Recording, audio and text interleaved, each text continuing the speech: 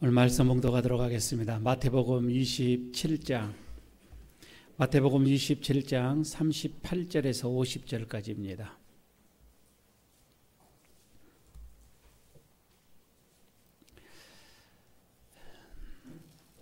마태복음 27장 38절에서 50절까지 한 절씩 교독하도록 하겠습니다. 마지막 절은 합독하도록 하겠습니다. 이때 예수와 함께 강도 둘이 십자가에 못 박히시니 하나는 우편에 하나는 좌편에 있더라. 지나가는 자들은 자기 머리를 흔들며 예수를 모욕하여 이르되 성전을 헐고 사흘에 짓는 자여, 내가 만일 하나님의 아들이어든 자기를 구원하고 십자가에서 내려오라 하며, 그와 함께 제사장들도 제사기관들과 장로들과 함께 희롱하여 이르되, 그가 남은 구원하였으되 자기는 구원할 수 없도다. 그가 이스라엘의 왕이로다. 지금 십자가에서 내려올지어다. 그리하면 우리가 믿겠노라. 그가 하나님을 신뢰하니 하나님이 원하시면 이제 그를 구원하실지라. 그의 말이 나는 하나님의 아들이라 하였도다 하며, 함께 십자가에 못 박힌 강도들도 이와 같이 욕하더라. 제6시로부터 온 땅에 어둠이 임하여 제9시까지 계속되더니 제9시쯤에 예수께서 크게 소리질러 이르시되 엘리 엘리 라마 사박다니 하시니, 이는 곧 나의 하나님 나의 하나님 어찌하여 나를 버리셨나이까 하는 뜻이라. 거기 섰던 자 중 어떤 이들이 듣고 이르되 이 사람이 엘리야를 부른다 하고, 그 중에 한 사람이 곧 달려가서 해면을 가져다가 신포도주에 적시어 갈대에게 마시게 하거늘, 그 남은 사람들이 이르되 가만두라, 엘리야가 와서 그를 구원하나 보자 하더라. 예수께서 다시 크게 소리 지르시고 영원히 떠나시니라. 한 달에 한 번 갖는 우리 소그룹 모임입니다.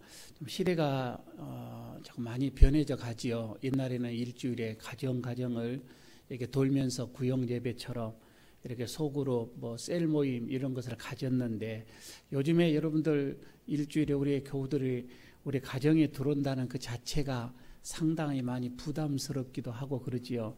물론 어떤 가정들은 문을 활짝 열고서 언제든지 오십시오 라고 하는 그런 가정도 있지만은, 그러나 대부분의 가정들이 오픈하기가 그렇게 쉽지가 않습니다. 심지어 목사가 오는 것도 많이 부담스럽기도 하고요.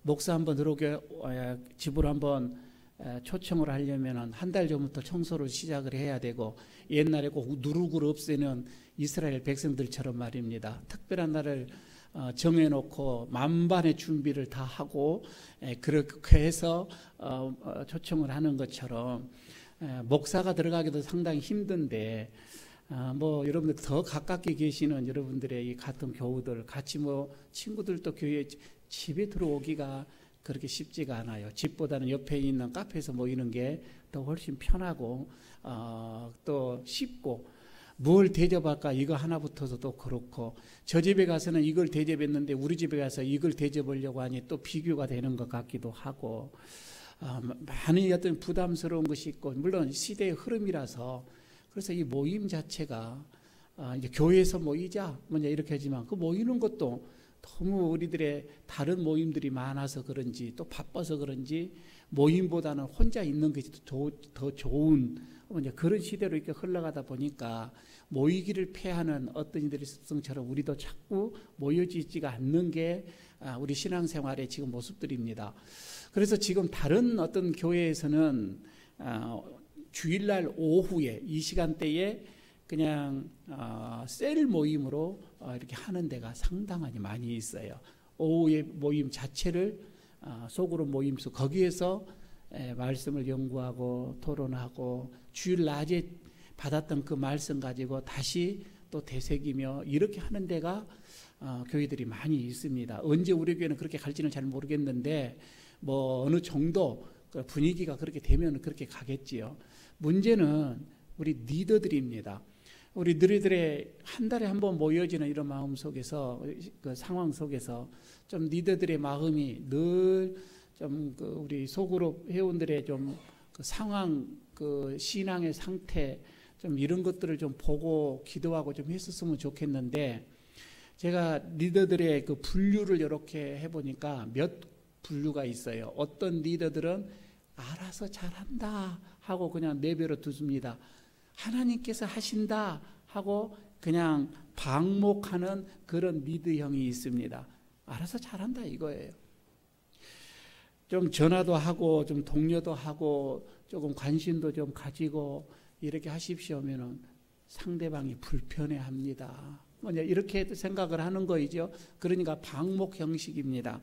그러나 또 어떤 그 리더들은 꼭 아플 때, 다시 말해 사건이 일어났을 때에, 교회를 안 나올 때에, 장기 결석을 해버릴 때에, 무슨 낙심할 때에, 그때 부랴부랴 처방약을 가지고 가는 그런 리더들도 또 있습니다. 안 가는 것보다는 낫겠지만 상처가 많이 있고 좀 그 스크래치라고 하죠. 이런 예 많이 상처가 있는데 그거를 치료하기 위한 어떻게 보면은 늘 예방이 아닌 치료하는 어떤 그런 리더들이 형이 또 있기는 합니다.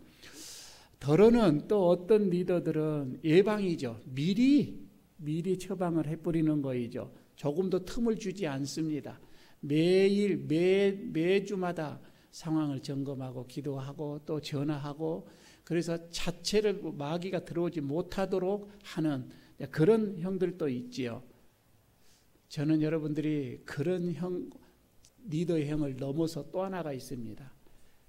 목회자가 원하고 하나님이 원하시는, 아마 하나님이 원하심이 내 원하심, 목회자 원하심이겠지요. 그 리더들 안에 제발 좀 아기가 좀 생겼으면 좋겠어요. 새 가족이 좀 생겼으면 좋겠다 이 말입니다. 10년이 가도 20년이 가도 그 식구예요.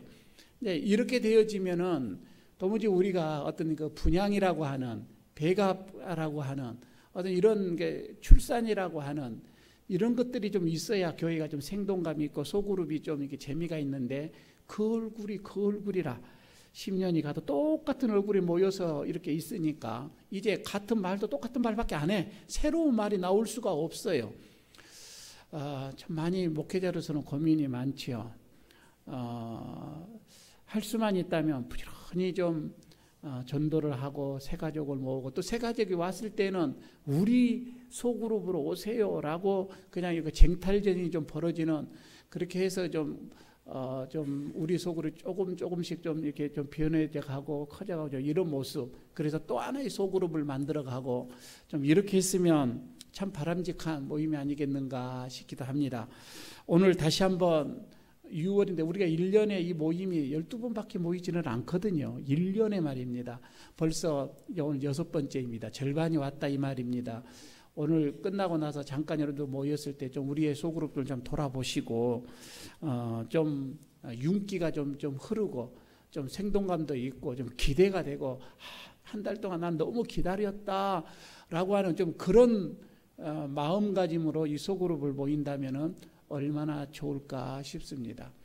그러기 위해서는 리더들은 조금 꼭 귀한 말씀을 가지고 가는 것도 좋지만은 좀 만난 것도 좀 가지고 와서 한 번도 먹어보지 못한 거 가져와 가지고, 야 우리 소그룹만 가면은 한 60년 70년 평 한 번도 못 먹은 거 한번 난 거기 가면 먹는다, 좀 이렇게 좀 하시고, 야구르트 말고 말입니다. 야구르트 말고 하여튼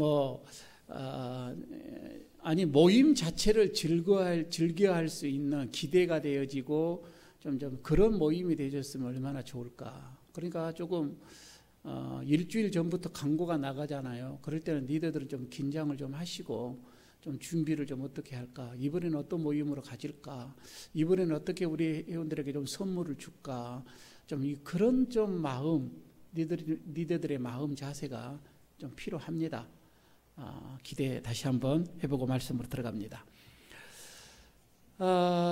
제가 지금 예수님의 생애와 이 사역에 대한 7단계를 가지고 여러분들에게 얘기를 합니다.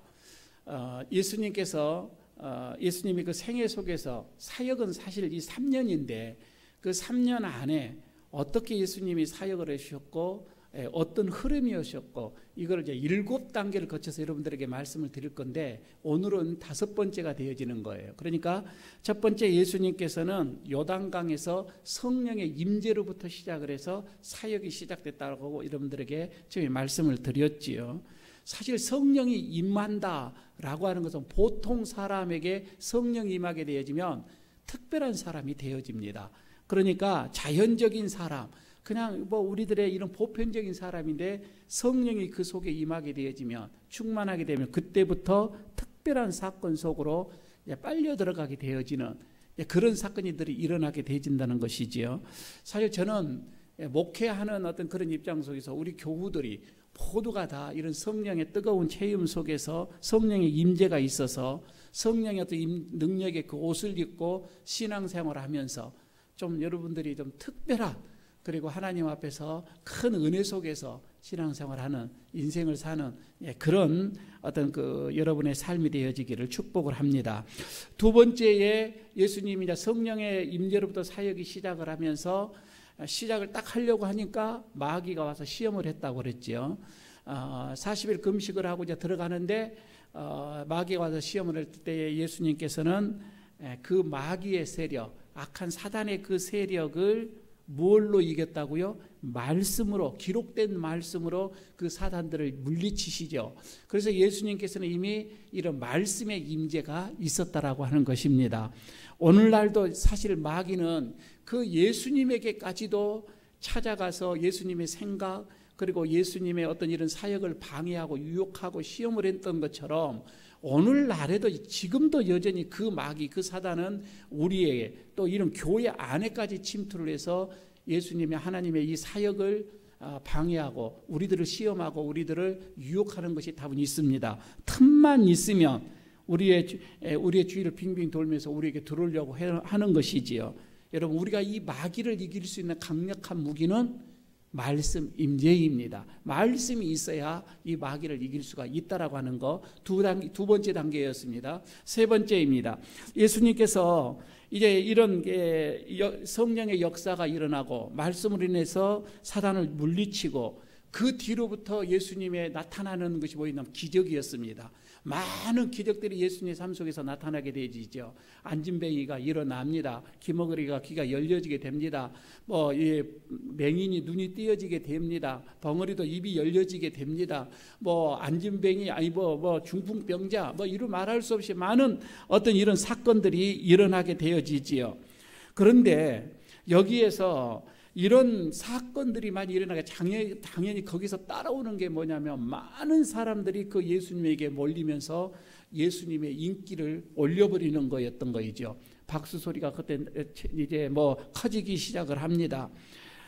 인기가 상상할 수 없을 정도로 예수님 인기는 걷잡을 수 없이 군중들에게서 번져가게 되어집니다. 그런데요, 가장 위험한 것이 뭐냐면 실패가 아니라 성공이다 이 말입니다. 성공할 때에 가장 위험하다는 거이지요. 사실 우리도 그렇잖아요. 실패하고 뭔가 우리가 쓰러지고 넘어질 때는 더 겸손해지고 더 낮아지고 더 기도하고 더 허리를 동이고 그러면서 좀 더 일어나려고 눈물을 흘리면서 애쓰는 우리들의 모습이잖아요. 그런데 가장 우리가 힘들고 시험이 들 때가 뭐예요? 잘 나갈 때입니다. 잘 나갈 때에, 성공할 때의 위기가 온다고 하는 것이지요.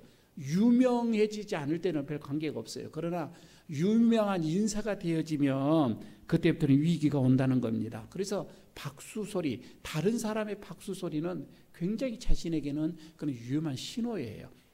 예수님은 이것을 잘 관리를 했던 것이죠. 우리가 구약에서도 보게 되면 다윗 보십시오. 사울에게 쫓길 때 17년간을 쫓겨다닌 삶 속에서는 얼마나 그가 겸손했어요. 그가 얼마나 하나님 앞에 바로 섰어요. 그러나 왕이 되어지고 왕의 자리에 오르고 때부터는 그가 그 신앙이 나태해지기 시작합니다. 그때에 밧세바를 취하는 죄를 범하게 되지요. 그리고 그 남편을 죽이는 살인죄까지도 임하는 게 성공한 다음이에요. 높은 자리에 있을 때다 이런 말씀이죠. 사울이라고 하는 왕도 우리는 잘 알잖아요. 그가 왕이 되기 전에 얼마나 겸손한 자였어요.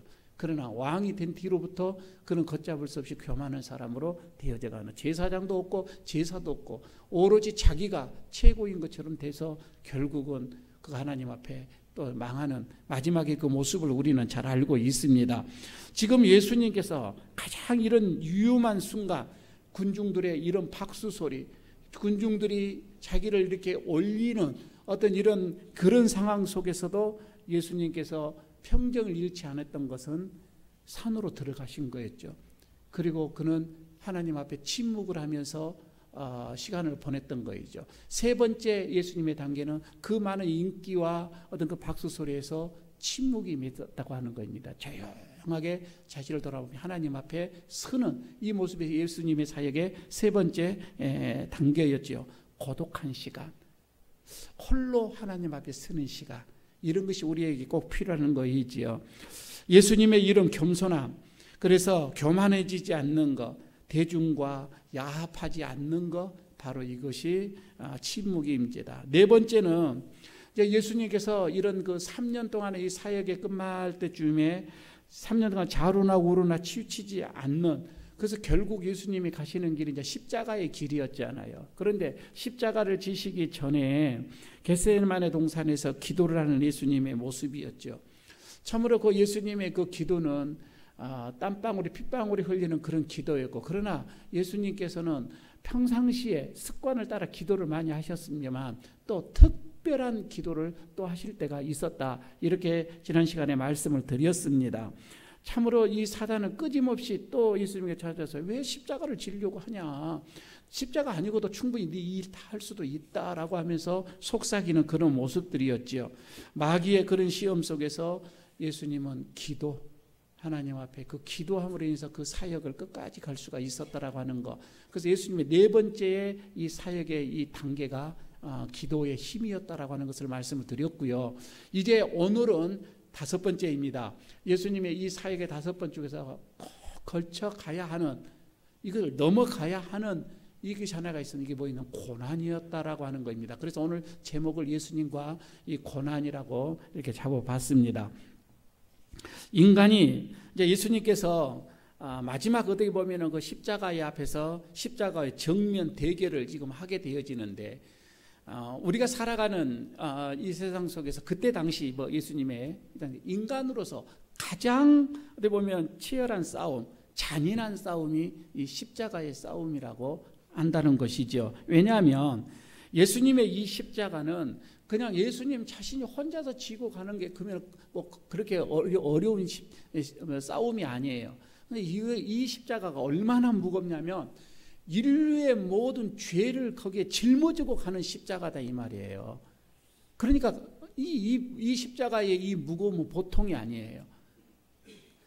우리가 조금 후에 이제 말씀을 드리겠지만은 강도의 그 양쪽에 있는 강도가 그도 똑같은 십자가를 져요. 그러나 그 십자가하고 예수님의 십자가하고는 비교할 수가 없을 정도로의 여기는 무거운 십자가입니다. 예수님은 이 십자가를 져야만 했는데, 여러분 십자가를 진다라고 했을 때 그 십자가의 그 의미는 뭐냐면 고난이에요. 한마디로. 그리고 고통이고요. 그리고 수치스러움이고요. 순환이라고 볼 수가 있겠지요. 그러니까 십자가는 단지 그냥 뭐 진다가 아니라 그 속에서는 말할 수 없는 고통이 있지만 그 수치스러움도 있는 거예요. 멸시도 있는 거예요. 이 십자가의 안에는. 그러나 큰 무거움이 있다라고 하는 것이지요. 예수님께서 이 무겁고 이 잔인한 십자가를 어떻게 질 수가 있었을까? 이제 우리가 이제 보게 되어집니다. 과연 예수님께서 이 십자가를 질 수가 있을까? 요즘 조금 전에 십자가는 고난이라고 했는데 우리 모두가 다 예수를 믿으면서 하나 우리의 마음속에 뭐예요? 고난이 없었으면 좋겠다 이거잖아요. 예수를 믿으면서 그 고난은 다 받기를 싫어합니다. 요즘에 교회가 큰 교회가 잘 되고 적은 교회도 힘들어집니까? 큰 교회는 고난 같은 게 없어요. 그냥 편하게 예수를 믿어요. 그래서 사람들이 그냥 큰 교회로 가는 거예요. 이거는 고난 받지 않기 위한 거예요.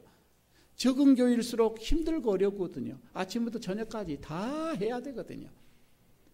참 같은 예수를 믿는데 어느 누구는 편안하게 2피스, 3피스 입고 그냥 교회를 멋지게 이렇게 다니지만 어떤 몸빼바지 입고 그냥 끝날 때까지 하고 그냥 집에 가는 거예요. 그렇게 어떤 누구는 고난의 예수를 믿고 있고 어떤 누구는 편안하게 예수를 믿고 지금 우리는 다 예수를 믿으면서 그렇게 고난 자체를 싫어하는 겁니다. 그러나 제가 언젠가 여러분들에게 말씀드린 예수님께서 우리에게 주시는 이 특별한 선물 두 가지가 있는데 하나는 믿음이라고 그랬어요. 믿음은 하나님이 주시는 선물이에요. 아무에게 주는 것이 아니에요. 우리가 지금 이 자리에 앉아서 예수를 믿는 거 하나님이 우리에게 믿음을 줬기 때문에 선물을 줬기 때문에 이 자리에 믿고 앉아 있는 거예요. 조금 우리가 부족하고 조금 우리가 뭐 세상으로 내놓을 거 없다 할지라도 이런 하나님이 큰 선물 아무에게나 주는 것이 아니라 사랑하는 자들에게 이런 믿음을 주셨다 이 말입니다. 믿음은 선물이에요. 하나님께서 특별하게 주신 거예요. 그러나 또 하나가 있는데 이게 고난이라 이 말입니다. 근데 우리는 다 하나님 그 선물은 내가 받고 싶지가 않습니다라고 하거든요. 아니요. 그게 있어야 돼요. 그래야 그 고난으로 통해서 좀 철이 들기도 하고 그 신앙이 조금 어떻게 좀 새로워지기도 하고 그릇이 좀 커지기도 하고 예수님께 더 가까이 나가기도 하고 하나님의 뜻을 알기도 하고 고난이 주는 그 많은 유익함들이 있는데 그거는 생각하고 싶지는 않아요. 그냥 앞에 있는 어려움, 힘듦, 아픔, 고통 이런 것만 생각을 해서 그냥 우리는 이걸 받고 싶지를 않다 이 말입니다. 지금 예수님께서 오늘 보십시오. 여기서 이 고난을 이제 앞에 십자가의 고난이 있는데 사람들은 다 어떻게든 이 십자가로부터 도망가고 멀리 가고 싶어 하는데 누가 고난을 그 좋아하겠냐 말이에요. 그러나 예수님께서 이 십자가의 고난을 어떻게 이기셨는가? 정면으로 예수님이 이 십자가를 이렇게 짊으시면 어떻게 이 고난을 극복하셨는가? 의외로 아주 간단하게 이겼습니다. 복잡한 게 아니라 아주 간단하게 어떻게 해요? 고난을 피하지 않고 그냥 고난 받음으로 고난을 이겼습니다. 도망가려고 하니까 어려운 거예요. 안 받으려고 하니까 어려운 거예요. 그냥 받으려고 하면 간단해요. 그냥 받고 지나가면 간단하다 이 말입니다. 우리 예수님 고난을 거부하지 않았습니다. 그냥 당당하게 십자가를 지고 그냥 가시는 거입니다. 내 몸을 내주었다 이 말입니다. 내 자신을 내주었다는 겁니다. 자, 38절을 여러분 보시기 바랍니다. 38절에 같이 읽겠습니다. 그때에 예수와 함께 강도들이 십자가에 못 박히니 하나는 우편에 하나는 좌편에. 자, 여러분 여기서 예수님이 십자가에 못 박혀 죽으실 때 혼자 십자가에 못 박은 것은 아니에요. 두 사람이 있었습니다. 양쪽에 강도가 있었습니다. 우리는 여기에서 세 가지를 메시지를 볼 수가 있는데 첫째는 뭐냐면 예수님이 지신 이 십자가와 강도가 진 십자가는 완전히 다르다라고 하는 것을 먼저 우리가 여기서 볼 수 있어야 됩니다. 그러니까 두 강도는 참 파렴치한 어떤 자기 범죄로 인하여서 이 십자가를 지는 거예요. 그때 당시에 십자가형을 떨어진다, 형벌이 십자가다라고 하는 것은 가장 무독한 어떻게 보면 그 범죄예요. 그러니까 형 중에서 가장 형이 십자가라 이 말이에요. 십자가형이다 말이에요. 이 둘이가 얼마나 큰 범죄를 저질렀기에 그들은 이런 십자가형을 당했는 거이지요. 누구나 그래서 로마의 이 법의 형법에서 누구나 다 인정할 만한 고개를 깨우쳐 십자가를 질 정도인가 그게 아니라 그래 저 사람은 십자가를 질 정도야 라고 하는 누구나 다 인정하는 그런 범죄. 그러니까 이 두 사람은 그런 범죄를 저질렀다 이 말씀입니다. 그런 죄인들이에요. 그러나 예수님께서 또 보기는 똑같은 십자가의 어떤 그런 형틀인데 똑같은 십자가였지만 불구하고 본질적으로 저들의 십자가하고 예수님의 십자가는 아주 달랐습니다. 그러니까 예수님께서 지신 그 십자가는 무고한 인류의 죄를 지는 십자가거든요. 그러니까 자기 자신을 위한 십자가가 아니에요. 예수님은 그냥 이거는 저와 여러분을 위한 십자가다 이 말입니다. 강도는 자기의 죄를 위해서 진 십자가고 예수님은 저와 여러분을 위한 십자가. 그러니까 완전히 십자가형 다르는 거이죠. 두 강도가 못 박혀 죽음으로 인해서 여러분과 죄가 사함이 받아졌습니까? 그렇지 않잖아요. 같은 십자가에도 그렇지는 않습니다. 예수 그리스도께서 십자가를 지셨기 때문에 저와 여러분의 죄의 문제가 해결받았다 이런 말씀이죠. 두 번째, 강도가 두 강도를 통해서 우리가 보는, 이거는 인류를 보는 거예요. 두 강도의 모습을 보면서 우리가 인류의 모습을 보게 되는데, 첫째는 두 강도는 여기서 다 피할 수 없는 십자가를 져야 하는 엄연한 어떤 그런 사실이에요. 그러니까 이거는 로마서 3장 23절이죠. 모든 사람이 죄를 범하였으며 하나님의 영광에 이르지 못하더니 라는 말씀이 있죠. 그와 마찬가지로 모든 인류는 다 죄인이에요. 우리가 다 십자가를 져야 한다 말입니다. 두 강도가 십자가를 졌던 것처럼 우리에게 주어진 명제예요. 우리도 다 죄인이다. 모든 사람이 다 죄인이다. 하지만 다 죄인이지만은 그러나 우리에게 또 따라 붙어 있는 것이 있지요. 여기서 보세요. 두 강도 중에서 한편의 강도, 그리고 한편의 강도, 둘이 다 똑같은 십자가를 졌지만은 그러나 한 강도는 구원함을 얻었고 한 강도는 구원을 받지 못했던 거고, 이런 것을 보면서 예수님의 옆에 있음에도 불구하고 한 사람은 구원, 한 사람은 죽음입니다. 영원한 죽음입니다. 이와 마찬가지로 여러분, 우리가 그렇습니다. 그대로 우리들의 모델이에요. 우리가 다 죄인이에요. 그러나 어떤 사람은 구원, 어떤 사람은 구원받지 못함, 이 강도의 모습을 우리의 인류의 모습이다 이 말입니다. 이것을 우리에게 보여주고 있는 말씀이지요. 두 사람이 똑같은 죄인이었지만은, 그래 한 사람은 지옥에 다 지옥에 갈 수밖에 없지만은 한 사람은 안 간다 이 말이에요. 우리가 모두가 다 죄인이지만은 어떤 사람은 천국에 간다 이 말입니다. 우리 모두가 그런 편의 강도가 되어지기를 바라겠습니다. 세 번째는 여기서 이 모습 속에서 무엇을 보여지냐면, 이 구원이라고 하는 것이 있잖아요. 이 구원은 마지막 그 순간까지다 할지라도, 이 숨이 끊어지는 마지막 그 순간이라 할지라도 구원의 요청에 의해서 이 구원이 완성되어진다라고 하는 것을 우리에게 보여주고 있는 말씀이에요. 과거에 내가 어떻게 살았든지, 여러분 이게 중요한 것이 아니에요. 과거에 내 삶이 어떠한 것, 여러분 이게 하나님이 우리에게 국문하는 것이 아니에요. 지금 여기에서 십자가 옆에 있는 한 강도가 그런 거예요. 그가 극악무도한 그런 짓을 했고 못된 짓을 해서 십자가형을 닮아갔지만, 그러나 그가 거기에서 당신은 진정한 하나님의 아들입니다. 당신의 나라에 이르렀을 때 나를 기억해 주십시오 라고 그가 예수님을 믿고 의지했을 때 그는 구원을 얻었다라고 하는 것이잖아요. 네가 나와 함께 낙원에 있으리라, 이렇게 주님께서는 그를 구원을 시키는 것입니다. 그러니까 구원은 마지막 그 순간까지 가봐야 하는 거예요. 이렇게 여러분은 우리가 다 직분을 받고 잘 믿어서요, 마지막 순간 못 가는 사람이 있을 수도 있고요. 저런 사람이 어떻게 교회를 다니고, 여러분 우리가 그렇게 손가락질을 해도 그 사람이 천국에 들어갈 수도 있는 거고요. 그래서 구원의 문제는 우리의 소관이 아니라 이 말입니다. 우리가 다른 사람을 비판하거나 판단할 수가 없습니다. 야, 저 사람은 함부로, 여러분 저 사람은 지옥 갈 거야, 여러분 우리가 그렇게 말을 해서도 안 되는 거이죠. 저 사람은 구원받지 못할 거야, 이렇게 우리가 판단할 수도 없는 거입니다. 야, 저 사람 하늘의 상급이 또 많을 거야, 솔직히 이것도 가봐야 아는 거예요. 마지막에 어떻게 우리가 예수를 부인하고 주님을 등을 지고 쓸지도 또 모르는 일이잖아요. 구원은 마지막 그 순간까지입니다. 우리가 그래서 늘, 여러분 이거는 바울이 하는 얘기예요. 우리가 과거 예수님을 영접했잖아요. 구원 얻었어요. 과거의 구원이에요. 그리고 우리가 다음에 하나님 앞에 섰을 때에 우리가 서서 어떻게 될지, 그거는 미래의 구원이에요. 우리가 죽으면 구원 얻는다, 그래 미래의 구원이에요. 어떨지 몰라요. 문제는 오늘 하루예요. 지금이에요. 매일매일이에요. 순간이에요. 항상 우리가 떨리는 마음으로 주님 앞에 서야 한다 이 말입니다. 매일매일 구원이 이루어져야죠. 이게 신앙이고 이게 믿음이에요. 과거에 내가 잘 믿었기 때문에가 아니라 이 말입니다. 앞으로 내가 잘 믿을 것도 아니에요. 그런 말은 누구든지 다 한다 이 말이에요. 지금 내가 예수의 제자답게 살아가고 있느냐, 주님 앞에 섰느냐, 이게 문제다 이 말이에요.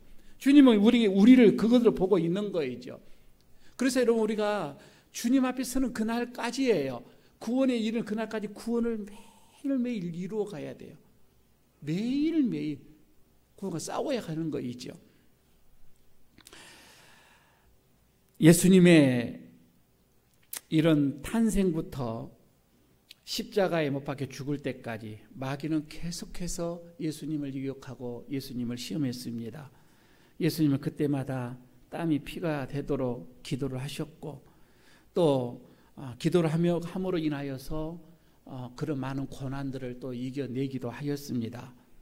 그리고 여기서 보면 기다렸다듯이 이 뒤편에 보게 되면은 가룟 유다가 로마 병정들과 어떤 이런 신호 약속을 하고서 예수님을 팔아 넘기고 체포를 하게 되어지죠. 자, 이때부터 예수님의 본격적인 고난이 시작이 되어집니다. 지금까지의 이 고난은 고난이 아니에요. 자, 이제부터 예수님의 이 고난은 우리가 상상 그 이상의 고난을 당하게 되어집니다. 여러분, 우리가 책직이라고 하는 거 우리는 잘 맞지 않아 봐서 잘 모릅니다. 그때 당시에 로마 군정들이 가지고 있는 이 책직은 가죽으로 되어져 있는데 가죽 그 끝에는 쇠뭉치가 박혀져 있어요. 그래서 그거를 가죽이 이제 몇 가닥으로 이렇게 나누어져 있죠. 그거를 휘어치면은 그거는 살인 무기예요, 무기. 그냥 살점이 그냥 띄어져 나가는 겁니다. 그런데 우리 예수님 등짝이나 앞이나 뒤나 구분이 안 됐습니다. 머리나 다리나 구분 없이 그런 책직으로 맞기 시작을 하는 거이지요. 얼굴에 피가 난자합니다. 등판이 아니죠. 성경에서는요, 이거를 너무 리얼하게 예수님의 그 어떤 그 고난의 그 고통의 상황을 쓸 수가 없어서 이렇게 기록할 수가 없어서 그냥 예수님이 피 흘리고 돌아가셨다는 걸 그냥 간단하게 그냥 이게 예수님이 성경에 이렇게 정리를 해놨죠. 이런 것을 이제 그 영화로 잘 표현한 게 패션 그거죠. 그거에 보면은 물론 이제 그 감독이 조금 뭐 영감을 받아서 그렇게 한 건지 몰라도 그래요. 그 어떤 그 상황을 잘 표현을 해주는 영화도 이렇게 나왔습니다. 여러분, 예수님께서 이 십자가의 고난은 사실 상상 그 이상입니다. 우리가 생각하는 그 이상이다 이 말이에요. 그런 고통의 속으로 들어가게 되어지는데 저는 한마디로 딱 이렇게 얘기해 보겠습니다. 믿음은 그러니까 고난의 이 깊이는 믿음의 깊이다. 한번 따라해 보시기 바랍니다. 고난의 깊이는 믿음의 깊이다. 여러분이 신앙생활하면서 있을 때 얼마만큼 고난을 받았느냐, 그게 믿음의 깊이다 이 말이에요. 왜 사람들이 자꾸 예수를 믿으면서 그 믿음이 천박한 믿음이 돼요? 고난을 안 받았기 때문에 그래요. 고난이 없기 때문에 그렇습니다. 현대인들 너무 피상적이에요. 너무 고난을 싫어합니다. 깊이 들어가기를 원치 않습니다. 우리가 죽음 거기까지 그거는 생각지도 않습니다. 신앙의 본질이 뭐예요? 여러분, 신앙이 뭐예요? 믿음이 뭐예요? 간단하잖아요. 내가 죽는 거예요. 그게 믿음이잖아요. 내가 죽는 거예요. 내 안에 내가 죽는 거예요. 내 안에 예수 그리스도만이 사신 거예요. 여러분, 이게 믿음이고 이거 신앙이잖아요. 내가 날마다 죽어가야 되는데 우리는 날마다 내가 살아가요. 내가 살아, 내가. 그러니까 여러분, 이게 믿음이 안 된다 이 말입니다. 나는 믿음 생활이다. 나는 믿음의 어떤 이렇게 얘기를 하지만 아니요. 믿음은 내가 죽는 거예요. 그냥 내가 없는 거다 이 말입니다. 예수님께서도 친히 얘기를 하죠. 아무든지 누구든지 나를 따라오거들랑 너의 자신을 부인하라. 내 자신을 죽여라 이 말씀이 아니겠습니까? 그런데 여러분, 우리가 내가 죽는 게 너무 어려워요. 내가 죽는 게 너무 고통스러워요. 그래서 우리는 뭐라고 합니까? 그냥 네가 죽어라. 내가 이렇게 하잖아요. 네가 죽어라. 아내들 보십시오. 남편만 죽으면 집안이 잘 된다라고 생각을 하지요. 근데 남편들하고 얘기하면 그러지 않아요. 아내만 죽으면 가정은 평안하다고 또 얘기를 합니다. 여러분, 목사는 그렇습니다. 목사들이 모이면 성도만 죽으면 교회는 평안하다고 얘기를 하거든요. 교회 잘 된다고 얘기해요. 그러나 성도들 모여있는데 보십시오. 목사만 죽으면 그 교회는 잘 된다라고 또 얘기합니다. 다 남이 죽어야 한다라고 얘기를 하죠. 내가 죽으려고 생각하지는 않아요. 39절 보도록 하겠습니다. 자, 39절부터 42절까지입니다. 같이 읽겠습니다. 지나가는 자들은 자기 머리를 흔들며 예수를 모욕하여 이르되 성전을 헐고 사흘에 짓는 자여 내가 만일 하나님의 아들이거든 자기를 구원하고 십자가에서 내려오라 하며 그와 같이 대제사장들도 서기관들과 장로들과 함께 희롱하여 이르되 그가 남은 구원하였으되 자기는 구원할 수 없도다. 그가 이스라엘의 왕이로다. 지금 십자가에서 내려올지어다. 그리하면 우리가 믿겠노라. 여러분, 예수 그리스도를 못 박은 사람이 누구예요? 십자가에 못 박은 사람이 누구예요? 예수님을 십자가에 눕히고 그 손에 못을 치는 사람은 물론 로마의 군정입니다. 로마의 군인들이겠지요. 매수된 어떻게 보면 이런 그런 하수인들이겠지요. 그러나 결국은 그들이 예수님을 죽였다. 우리는 그렇게 얘기를 하지를 않습니다. 그 배우자가 있는 거이죠. 그 배우의 세력이 있다 이 말입니다. 음모를 꾸미고 있습니다. 앞으로 나타나지는 않아요. 자기 얼굴을 내밀지는 않습니다. 그러나 뒤에서 다 조장을 하죠. 그게 누구예요? 유대인의 대제사장들이었다 이 말입니다. 장로들이었다고 오늘 여기 본문에서 나오지요. 서기관들이 바리새인들 이렇게 얘기를 하지요. 이런 사람들은요, 나 앞에서 직접 그들의 책찍에 드는 것도 아니고 망치를 드는 거 아니고 못을 드는 것이 아니에요. 그러나 예수님께서 책찍에 맞을 때 그들이 얼마나 뒤에서 쾌감을 가지고 미소를 짓고 웃었어요. 얼마나 그들의 마음이 통쾌했겠냐 말이에요. 분명 그들이 예수님을 죽였다고 합니다. 그러나 오늘 성경에서 보면 그들만이 예수님을 죽인 게 아니에요. 또 여기 보면 많은 군중들이었었습니다. 군중들이 얼마나 분노했습니까? 이성을 잃었습니다. 그러면서 그냥 예수님에게 그냥 거기서 내려와라. 네가 하나님의 아들이면 십자가에서 내려와라. 그러면 우리가 믿겠노라. 이렇게 막 아우성치는 이 모습들을 오늘 본문에서 보게 되어지지요. 참으로 하나님의 네가 아들이냐? 하나님의 아들이냐? 하나님의 이름을 들먹이기 시작합니다. 네나 구원을 얻어라. 거기서 한번 내려와 봐라. 진짜 하나님의 아들이면 내려와 봐라. 우리가 믿겠다. 여러분, 조롱과 이런 책짓과 희롱과 모욕을 계속해서 이 군중들은 예수님에게 던졌습니다. 그런데 말이에요, 이런 군중들만 예수님을 십자가에 죽이는데 동참했는가요? 저는 그렇게 생각하지 않고요. 저나 여러분도 다 우리는 동참한 자들이다 이 말입니다. 우리 모두가 말입니다. 그런데 저는 여기서 마지막 한 가지 발견하는 것이 있습니다. 우리가 그렇게 조롱하고 모욕하고 폭력을 이렇게 서슴지 않았는데 여기서 우리가 보는 눈은 그 상황 속에서도 변하지 않는 예수님의 모습이었다고 하는 거예요. 이그러지지 않는 예수님의 표정이었었습니다. 여러분, 우리가 이것을 한번 생각해 보시기를 바랍니다. 예수님의 그때 당시 얼굴이 피투성이가 됐습니다. 이루 고통으로 인하여서 그 아픔으로 인해서 이루 말할 수 없는 온몸이 다 시퍼렇게 멍들었고 피투성이었고 책찍에 맞아서 성한 데가 하나도 없습니다. 그런데 그 눈은 이렇게 부어올랐고 다 터졌음에도 불구하고 그의 눈, 예수님의 그 얼굴은 동요되지가 않았다 이 말입니다. 조금도 동요되지가 않았습니다. 억울한 표정도 없었고요. 분노한 표정도 없었고요. 얻어맞으면 얻어맞을수록 말입니다. 모든 세상의 죄를 지고 가는 어린 양의 모습이었다 이 말씀입니다. 그 모습은 변하지가 않았어요. 45절 46절을 보시기 바랍니다. 같이 읽겠습니다. 제6시로부터 온 땅에 어둠이 임하여 제9시까지 계속되더니 제9시쯤에 예수께서 크게 소리질러 이르시되 엘리 엘리 라마 사박다니 하시니 이는 곧 나의 하나님 나의 하나님 어찌하여 나를 버리셨나이까 하는 뜻이라. 고난의 절정입니다. 가장 여러분 고난이 뭐인 줄 아세요? 가장 큰 고난, 견딜 수 없는 고난은 하나님으로부터 애면당하는 고난입니다. 고통이죠. 하나님으로부터 애면당한다. 그럼 우리가 책찍에 맞고 고통을 당하고 모욕을 당해도요, 그냥 속에 하나님이 내가 너와 함께한다 이 확신만 가지면 그거 넘어가요. 아무리 남편에게 얻어맞고요, 남편이 구박당하고요, 가정에서 내가 예수 믿는다고 그렇게 모진 고난을 당해도 하나님이 나와 함께한다라고 하는 그런 확신, 이것만 있으면 그냥 넘어가요. 그거 어렵지 않다 이 말입니다.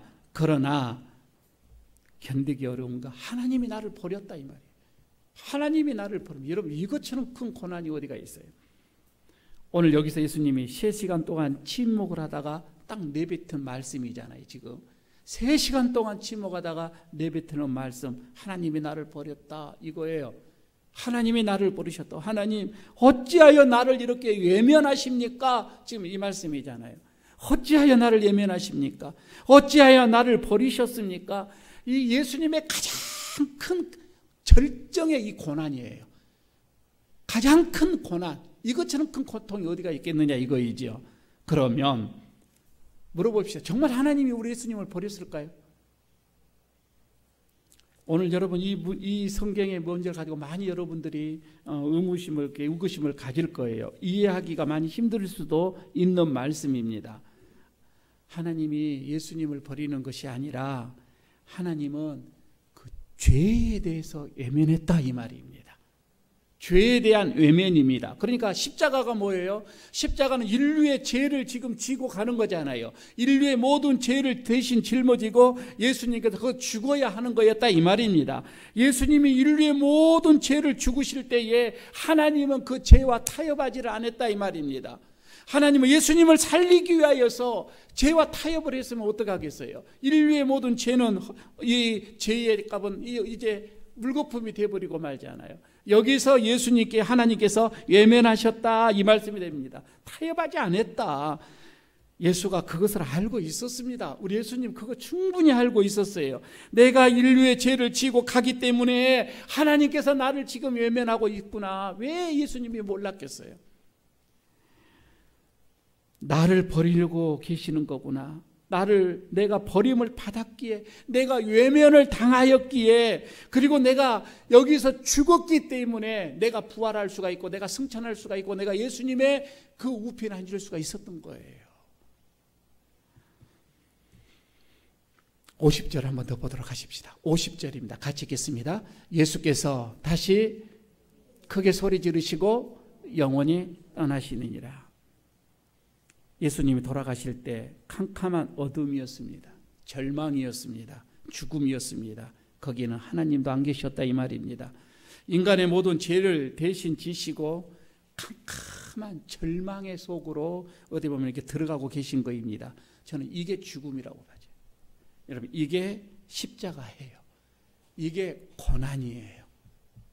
죄를 지고 가시는 게 말입니다. 여기에서 이제 찬란한 반전이 이제 일어나게 되어지죠.